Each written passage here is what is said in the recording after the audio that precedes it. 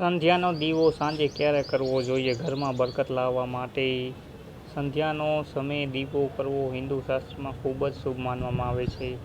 સાંજના દીવે પ્રગટાવવાથી નકારાત્મક ઉર્જા દૂર થાય છે અને ઘરમાં શાંતિ, સુખ, સમૃદ્ધિ અને ધન આવે છે.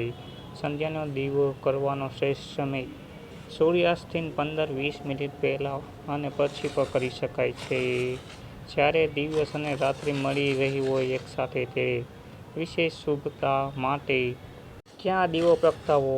ઘીનો દીવો માતા લક્ષ્મી અને ભગવાન વિષ્ણુ માટે, તેલનો દીવો શનિદેવ અને હનુમાનજી માટે, કપૂરનો દીવો નકારાત્મક શક્તિ દૂર કરવા, 5 વોટનો દીવો વિશેષ શુભતા અને પૂજા માટે, સંધ્યા દીવા માટે વિશેષ મંત્ર: દીપ જ્યોતિ પદ્મ દીપ સર્વત્ર નશે દીપેન સાધ્ય સર્વ સંપાદીપ નમો નમસ્તુતે.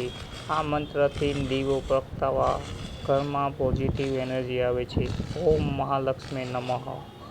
ઓમ મહાલક્ષ્મી નમઃ. શુભ કરોડી કલ્યાણ આરોગ્ય ધન પ્રાપ્તિ શત્રુ બુદ્ધિ વિનાશાય દીપ જ્યોતિ નમસ્તુ. આ મંત્રથી લક્ષ્મીજીની પ્રસન્ન થાય છે. વિશેષ ટીપ: દીવો હંમેશા ખૂબ જ પૂર્વ અથવા ઉત્તર દિશામાં પ્રગટાવવો. સમજાઈ ગયું? દરરોજ તુલસી પાસે દીવો પ્રગટાવવાથી ગૃહ લક્ષ્મી પ્રસન્ન થાય છે.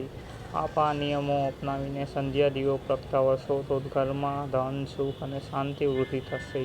દિવ્ય ભક્તિ ચેનલ ઉપર તમારું સ્વાગત છે. તો આવા વિડીયો તમને ડેલી અથવા તમે કોમેન્ટ કરશો તો મળતા રહેશે. તો તમારું લાઈક અમને મોટિવ કરે છે કે આ મેં વિડીયો બનાવ્યો છે એ તમારા સુધી પહોંચ્યો છે, તમને ગમ્યો છે કે નહીં. તો લાઈક, શેર અને સબસ્ક્રાઈબ કરો. મળते हैं નેક્સ્ટ વિડીયો में.